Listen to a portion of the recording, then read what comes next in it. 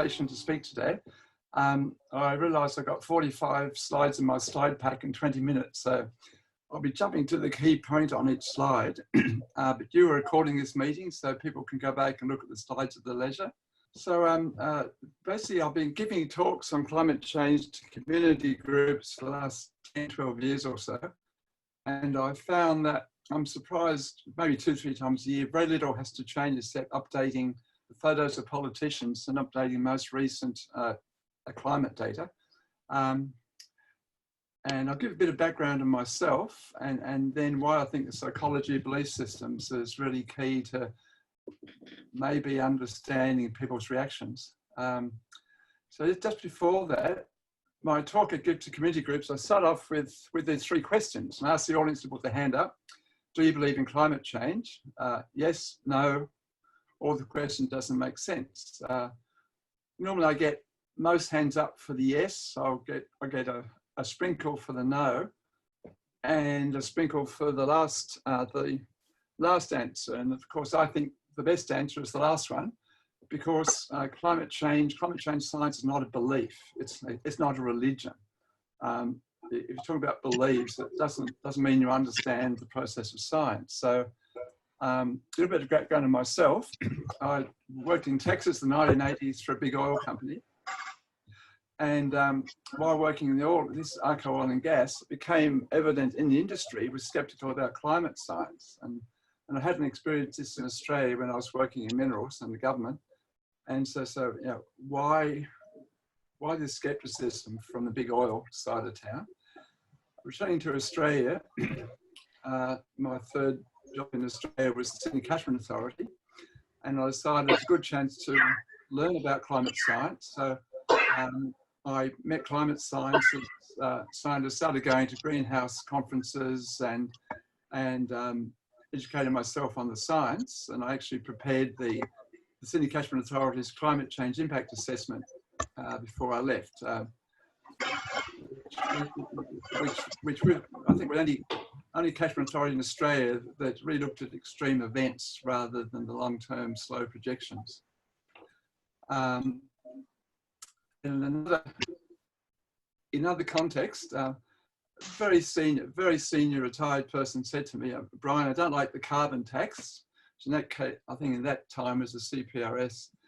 Therefore, I don't believe in climate change. So I thought to myself, why is he saying this? And one doesn't lead to the other. These are separate issues. And so it was clear to me that this person was conflating 2 disparate issues. One was the science and one was the government's response to the science. And so I gradually modified my talk to community groups to include the science and politics of climate change, trying to separate them. So I'll talk a little bit about facts and rationality. The concept of rationality is the proposition that reason rather than sense or belief is the basic for knowledge. You can go right back through ancient Greece and rediscover in the Renaissance. There's a school of Athens with Raphael in the 1500s. In the middle, we see Plato and Aristotle. So the period of Enlightenment in Europe and England in the 18th century saw such great minds as Copernicus, Descartes, Galileo, and Isaac Newton. And the revolution of the spheres, understanding the rotation of the heavenly bodies by Copernicus was a key document. So the idea back then, Enlightenment, was that human mind has the capacity to analyze data, extract the meaning, and look at consistent knowledge, while accepting there can always be error, but looking for knowledge and facts. So this is basically the basis of the scientific method, encourages a critique and falsification of theories. And what I say to people being a scientist, the scientists are always trying to prove other people's ideas false. So that's a big effort, and that's why science is robust and peer review publication. So we're continually developing, improving, refining knowledge. And this is rational knowledge. It's one of the pillars of scientific inquiry and the cornerstone of virtually all the institutions of modern open societies. So rationality and looking for evidence and building up theories and testing the evidence is really important. And so what's gone wrong in recent years? So this is the so-called post-truth world. These people don't particularly care about the rational approach, appeal to emotion, personal belief, and you selectively choose information that suits your own views to reach whatever conclusions desired. So there was a postmodernist position called multiple truths, which is part of that. But we've heard about alternative facts, and then with Donald Trump the last few years, with alternative facts and this is there's a lot of disinformation out there, especially those that don't care about establishing the veracity or the accuracy of information. They send information and tell people it's true, but tell them often enough it is true. So we see the scientific method is under attack. We see ministers and the government going to Wikipedia for information on climate rather than going to CSIRO and Bureau of Meteorology or the academies. People have access to all sorts of information, particularly through social media and search engines. There's a lot of misinformation and deliberate lies out there. And there's huge amount of information people can know, but not anymore. So truth and facts are increasingly difficult to distinguish. So one of the leaders in this field, a hero of us all, is Naomi Oreskes, who wrote The Emergence of Doubt back in 2010 and looked at the misinformation campaign to do with smoking and cancer, and also talks about climate. And Naomi gave a wonderful talk at the AAAS annual meeting in 2017, which she talked about people's belief systems and the fact they're not interested in facts. So if a person doesn't want to believe that humans are causing climate change, they'll ignore the hundreds of studies that support that conclusion and latch on to that one study that cast doubt on that view. So these are from some of Naomi's slides. It's not just climate science. We're seeing the same disinformation. Of course, I talked about smoking before, with vaccine, with gun violence, impact of lead on the environment, and there's a lot of misinformation out in these areas where it's clear that there needs to be a change in government policy. But the facts do not speak for themselves. People influence the facts. Reducing funding to scientific organisations, particularly America, and the EPA and environmental parts of the government reduce funding. But the arguments aren't about the facts. So you can't just present facts and change people's minds. They're more and more about political beliefs and values. And you can't say, let the facts speak for themselves. So there's the facts, so therefore I've convinced you. It doesn't work that way. So it's very much economic self-interest. We saw that the big, powerful tobacco industry and lobby groups. We're seeing that with the fossil industry well, with trying to give disinformation about the importance, because this is their livelihood, it's their business. But it's not just economic self-interest. So why do ordinary people who don't work for those companies, why are they persuaded? So this gets very much into the politics of free market and capitalism compared to the role of government. And the Milton Friedman view, the magic of the marketplace, the market will solve all the problems and keep the government out of it. And the last point there, the fear that anticipated harms of climate change, like smoking, will be used to justify extensive government reach into marketplace, into our lives. And a lot of conservatives do not want the government coming in and telling them what to do or not to do. So climate denialism is rife in the USA as it is in Australia. This doesn't mention the Murdoch press, but they've probably got a lot to answer for. So there's a deep, I worked in America 16 years, and there I was surprised by the strong belief in the rights of the individual over that of the community, the society, and the government that governs less governs best. So we want the government out of what we're doing. goes back to Ronald Reagan and Milton Friedman, the free market economists. And American conservatives have broadly accepted that view since then, that the government should stay out of it. The Emergence of Doubt was a wonderful book, and there was all sorts of other books and studies trying to discredit it. And so what's going on here? So it looks like scientists discover a serious problem. The solution to that problem is some type of government action, but those that don't want government action reject the science and attack the scientists as their defence. And it's not just because the scientists across the line, it's because the scientific research revealed serious problems like millions of deaths from tobacco use or threats to ozone, which threatens life on Earth. And this is very confronting to people. So those people are, I suppose your life, we're motivated by values. Arguments and throwing facts do not work with the values of many Americans and conservatives in other countries. So scientists, we need to speak to values and think about the implicit assumptions behind the values, such as a fairness. A lot of people understand fairness and don't want innocent people to get hurt. They have accountability, so those that cause a problem have an obligation to address it. They have realism, accepting relative market failure and addressing that problem. And there's a creativity, technological leadership, and hard work. And a lot of people will accept that and think that's important. So let's get on and do things. So you look at values again. Pope Francis, in the encyclical, talked about the importance of acting on climate change. And in the long run, climate change deniers are not protecting our freedom, they are threatening it. So when I give my climate talk, I start off with these 10 key questions, which I'll go through very quickly. Is the world's climate changing? Is there a problem? Hasn't climate always changed? Do we know what causes that? What role do people play? How can we slow that down? How much does it cost to act or not to act? Who will be the winners and the losers? And what's the best approach? And why don't we wait till others reduce their emissions, like China, India, USA? And these are questions that we all hear quite often.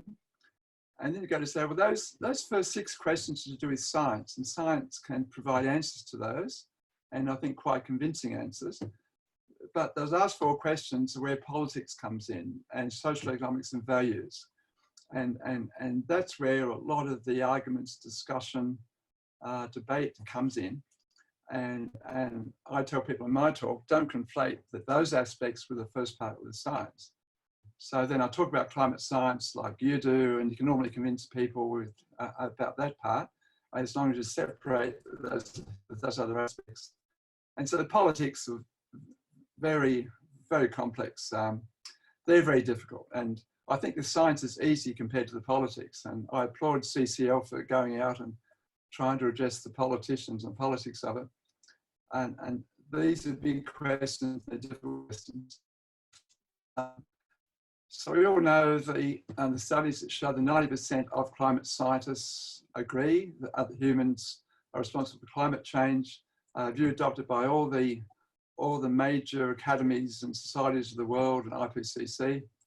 But when you go and ask the public, this is US data, the reality on the right-hand side is 97% consensus you've heard about. But the public, about half the public think that scientists think that people cause global warming, and half the public thinks that scientists don't think that that humans cause global warming. There's a big difference in the public understanding of what scientists think compared to what scientists think. So I say, well, where are these people getting their information, and why are they thinking this way? And I won't dwell on these slides, but these are part of standard climate talks, projections in climate, and how diabolical and difficult, terrible things would be, even if we stop emitting all CO2 now, the temperature's going to keep rising for a bit. It's not going to decrease. So those gases stay there for 1,000 years, and we can't just turn it around and go back to where we were. Tipping points are particularly concerning. Once you start looking, and the IPCC started to look at this. This is from Will Stephan at ANU. But our current stabilised Earth, where we like to be, is around this cycle. The previous million years that had the glacier interglacial cycles go down here. Our vertical axis is temperature, horizontal is sea level. And if you pass these tipping points over about, well, at various points here, you can get past the tipping points, irreversible areas of hothouse Earth, which is basically unlivable. And that's a terrifying aspect. And these potential tipping points, again from Will Stephan, and the colour coding is that what temperature range of increase are these likely to be crossed. We're already seeing coral reefs and Arctic summer sea ice and the Greenland ice sheet looks to be irreversibly melting now. Australia's got the highest per capita emissions. Now Saudi Arabia has actually just poked forward of Australia, but people say, well, yeah, we've only got a small percentage of the world, but if you include the scope 1, 2, and 3 emissions are really quite high, and I think I read somewhere they're up around 30%. For Australia, so you look at the reports from CSIRO and the Bureau of Meteorology, and we're seeing the bushfires, we're seeing the floods, we're seeing Great Barrier Reef. So always those aspects, but the politics gets in the way, and you're all much more aware of this than most people are, but it's really terrible. And what's interesting, England, both sides of politics have agreed that climate change is important and needs to be addressed and emissions reduced. And whether Conservatives are in power or Labor's in power, the policy doesn't change. So it just seems weird in Australia that the opposition and the government have such opposite positions. They just attack the other's position. But we're seeing that climate wars are more and more involved with elections. The last election, and which is the best approach. We're seeing misinformation campaigns out there, which are largely funded by the Heartland Institute in America. They're funding programs in schools for misinformation. They're behind the anti-tobacco lobby, and the same with climate change. But going back to role of politics, so we've got the Conservatives on the right wing. That's current coalition. They favour small government, and well, this is typically, but I think we're seeing this change a little bit with the current politics. But I resist the role to limit individual freedoms. We need our individual freedoms. You can't tell us not to clear our land or not to build big dams on our property. It's where the rain falls, it's ours. And the concept, the government that governs least governs best. Get the government out of the way. Whereas small L Liberals, left wing, parts of the Labor Party and the Greens support government regulation to achieve social, environmental and economic outcomes to benefit society as a whole. And I think there's probably more of this group in Australia than America. But basically, we do have a ideological rift between the left and the right. Now, getting back into climate change again, people's belief in climate science, we see the 97 consensus at the top. There's about a 15% information a deficit there, that people aren't getting the right information because it's not going to the scientific sources. But what's particularly interesting to me is this partisan influence just down the bottom. So the more liberal people are much more likely to accept intervention, and they basically believe in climate science. They understand, they accept the climate science, but go to the right-hand side, this is conservative faction. There's information difference there, about 40%. And so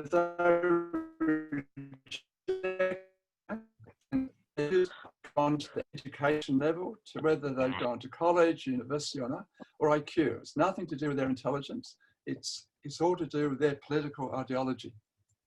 So this American study, Australia's not known, this is Pew Research Centre, but yeah, the US has the question here, is climate change a major threat to our country? And those on the US on the right, only 30% do. the rest of the world around 50%. And as you go more left, you accept that statement more and more. So the Australian Psychological Society, they've got a group looking at climate change and climate science. So a lady called Susie Burke gave a talk a couple of years ago, and she talks about the impact of climate change on people. And so a range of feelings, such as sadness, distress, shame, guilt, despair, loss and grief. And the way that people react when they're faced by these feelings, they can either minimize or deny there's a problem, or avoid thinking about it, or become skeptical, become desensitized. And we can see in the area of climate change, climate science, and trying to convince people that we see all the denialism and avoidance and all these behaviours are coming out there and in climate as well as other areas. But they become resigned to it, but I have nothing I can do if it happens, or cynical, or to get dependent on others. No point moving anything up to somebody else or other countries first. Like, I'm fed up. I'm sick and tired of hearing about this. So people can, if the news is too bad, and the bottom picture there is Ovo Goldenberg out of UQ, who's our top marine biologist, arguably. He says he stopped talking to the press anymore. He just finds things so depressing. There's no good news. There's no hope to share. And he's just getting on with science and publishing papers. That quote at the top by psychologists, climate change is a little like death. It's invisible. It's happening all the time, but it's just, you just can't think about it. It's too difficult. And then you've got to address the hope side in order to get people to do something or think it's important. Our action can help something. So you've got to find hope in the message and take positive action. So we need to take back the idea, we have to give people the idea we've got the power to change. And you know, I can do something about it, I can play my part. And Susie Burke at the bottom says, political change is the most important thing. So if we can contribute to the politics and influence politicians, that's most important. Of course, that's what CCL is all about. The vast majority of people agree that that climate warming poses a catastrophic risk. So that's well understood and accepted. So we move on to Australia. That other graph that showed the disbelief in climate science, the country's highest was USA and Poland has huge coal reserves. So there's a good paper in Nature in 2016. Basically, the world looked at the fossil fuel reserves that companies know about, published in reports. There's 11,000 gigatons. The amount that can go into the atmosphere is about 1/10 of that to limit the world's warming to 2 degrees. And this is hard cold physics. This is facts, very, very robust. And the bottom line here is 90% of Australia's coal must stay in the ground. And we cannot dig up and export our coal and say we support the Paris Agreement of 2 degrees warming. Those are not consistent. You can't have both of them. You have one or the other.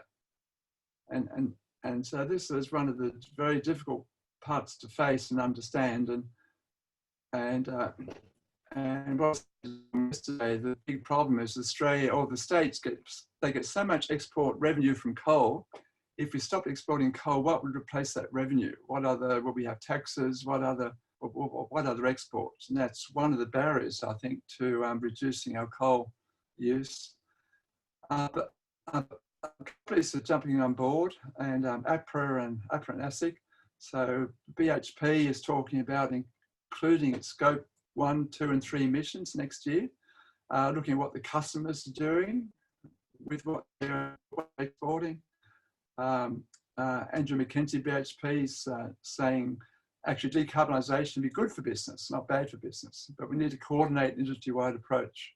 And of course, the science is indisputable. So with renewable energy, the government, they can't even get a meeting of the, how's the time going, Tom? Just got a few more minutes here. Yeah, okay. 2 more minutes will be good. Yeah, that's good. So the government, they haven't even organised a meeting, I think, of the Coag Energy Council, so they're going alone with very big renewable targets. These do need to be coordinated with, especially better transmission. Transport is a big part of our mission, so we're seeing a transition towards electrification, much more overseas in Australia, but we're seeing it in Australia about common electric cars. Thank you, Tom. And that's an important part, but the politics are just so, they're just there in the way, and it's a terrible problem, slowing things down and kicking the cans down the road. So the question is, why can't Australia just get on with it? And the question is politics, and CCL's role is to, there's a paper published in the Royal Society that they can send you a look on the website, and, or just email me. But the question is, what can CCL do, and how do you convince the politicians? And I know you're meeting with Angus Taylor and others, and my suggestion would be try to understand that their belief systems, their worldviews, and use that to your advantage. You're not going to be able to show them facts and get them to change their mind or their views or their politics. If you can somehow look at their values and show that if they take a different position and they transition towards a certain direction, it's really good for them and will help their career prospects as a politician. So that's not very clear, but I think it's a tough thing to do, but my message is that you can't just throw facts at people and expect them to change their minds. Okay, at the end. Thank you very much, Brian. We applaud you. I guess we've got a little bit of time. We're a bit over time, but we've got a few minutes for questions if everybody's happy. Yeah, there's a fascinating paper's just appeared in Neuroimage called Inter-Individual Differences in Empathy Are Reflected in Human Brain Structure, which, Brian, I reckon you might find kind of an interesting read. I don't know how it's going to stack up and how the peer review process will treat it in the future, but it's interesting. The takeaway on this from a quick scan of it, I'd say from the perspective of an activist, is that when we're talking to our conservative friends, it's exactly as you say, Brian, that this is about values and not about facts. Any dispute that is based in facts and contesting facts is just a dead end where they're concerned, because everything comes back to their value structures, as indeed it's extremely important for us too, of course. But what's kind of a useful transition, or is suggested by this paper, if I'm reading it all right, is that if you focus on a vision of a solution to whatever it is you're proposing, and talk about how do you get to that solution? What do you do to get this solution? How do you solve the problem? If you switch over from is there a problem to is this problem a struggle between dark and light to how do we solve this problem? This may be, as a kind of a overall strategic kind of direction to have in mind, may be useful. So here endeth my sermon. Was there a question in all of that, please, Don? Well, we didn't have comments, so I stuck my hand up for a question. Okay, thank you. Did you want to comment on that, please, Brian? No, look, I think it's a very good point. So that's a bit like future casting. You think, what future do you want to see? And I'd love to see in Australia, well, we've got to decarbonise by 2050. What's a path? I think UK's done this. How do you get there? What are the 5-year steps, the 10-year steps? And you can work backwards, and then it makes each of those steps easier and more logical. And if you can look at who are the winners, how does it benefit society, where are the jobs, where's the export income in each of those? And this is what Nicholas Stern started doing, actually. He's talking about all the opportunities. And I think that point you make is very good there. Okay, thank you, Brian. Other questions?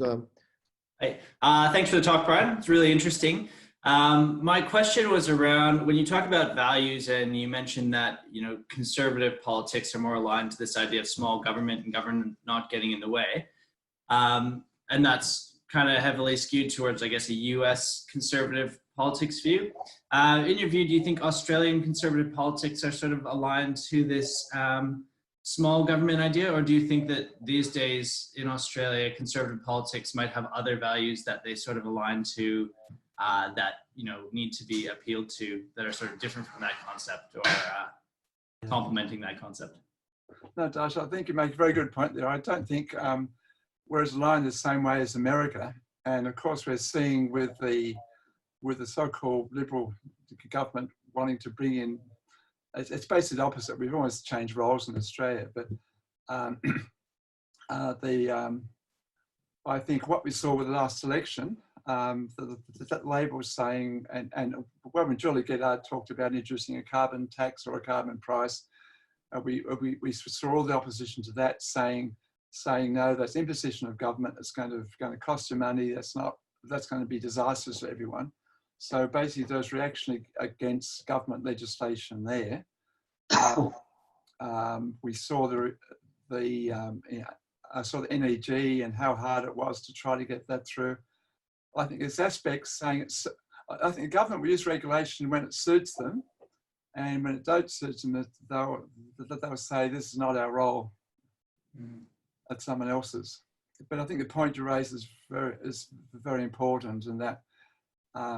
But the very conservative wing and the National Party and the pro-coal groups within those, I think it's important to understand where they're coming from, their interests, and you're probably aware of the German approach in the Ruhr Valley when they decarbonised the valley, but they had a long-term plan for helping society and giving people jobs and hopes, and there was a fund for that transition. And I think that needs to be developed first, and then you won't get the violent reactions that we're getting against evolution to a new type of technology. Mm-hmm.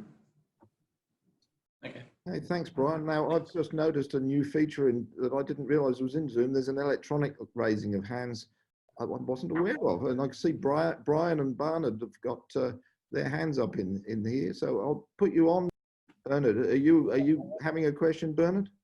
Yes. Over to you. Yes, it's something I wanted to ask yesterday, Brian. The Greta Thunberg demonstrations across the world, do you think that they're a positive or a negative as far as the psychological furthering of the push towards getting people to accept the science of climate change? Or do you think the reverse is true, in that so many people seem to be inconvenienced and might be turned against it? No, that's a good question. This is my own views, and you'll probably know a lot more than me, but I think it's fantastic. She said things that had to be said. I think the positive side is she's probably helped motivate a huge number of young people, young activists, people who will be our future leaders, and they'll be voting soon, and help that get motivated. The conservatives, shock jocks, and the far right, they're very upset by it, but it's not going to change their mind one or the other. They're probably confronted. They're not used to being confronted with cold, hard truths. They might dig in a little bit, but I'm very pleased she said what she did. What the final impact will be, we've yet to see. What do you think? Me? I'm a bit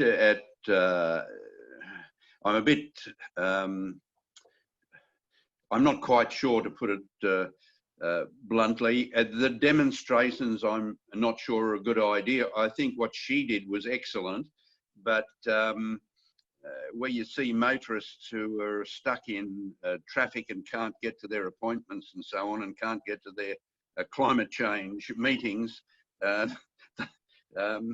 yeah, I'm not sure whether the sum total is going to be a positive or a negative. I think it's actually a positive, because it gets people thinking.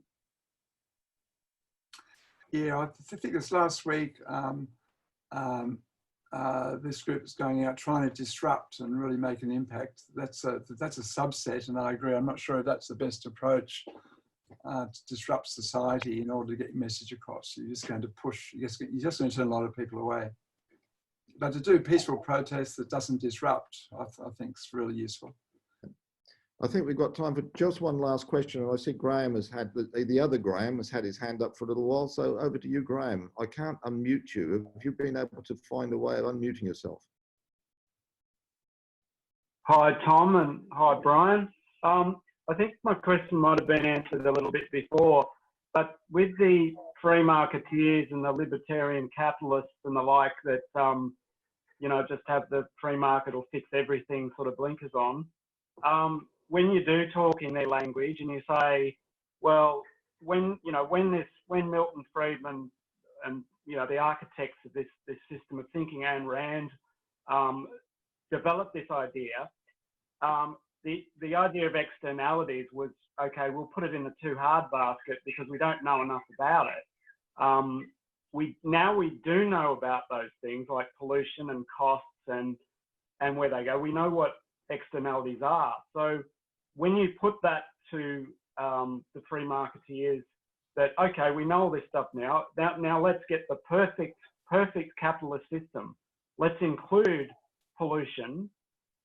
Let's include externalities. We can put it in there and create, you know, the perfect free market and not have the market failure that is climate change. It'd be beautiful. And when you say that, there's resistance to them. So resistance to that idea, and you're putting their values to them, and then you get it. Oh no, but we don't want that. So what's going on there? No, that's a good point. So, you know, I don't think the current coalition is free market. You know, all the economists are saying that the cheapest cost solution is the price on carbon. But I think you know, we've got a very coal exported society. We just dig up resources and export them. And it's that transition that people can't get their head around, and the loss of jobs in those communities and rural areas. And that's where I think to come up with a solution with ways to transition those in those communities, coal mining communities, to where the new opportunities are. You know, the college is not acting like a free market society, just which you think you put a price on carbon, but putting a price on carbon, it's the government saying you will do it this way. So that's via legislation, or that's via mandate.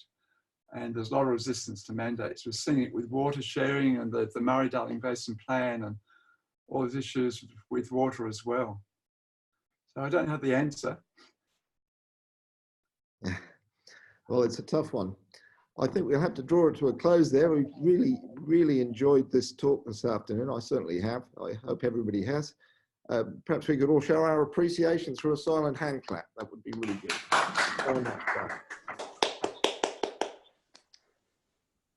So that leaves us with all of us to think about what we can do in the next week to rally towards motivating our politicians in some way or form to step in the right direction, using the clues that Brian has so generously given us this afternoon. I say cheerio to everyone. Thank you for your time this afternoon. Thanks. Thanks, Brian.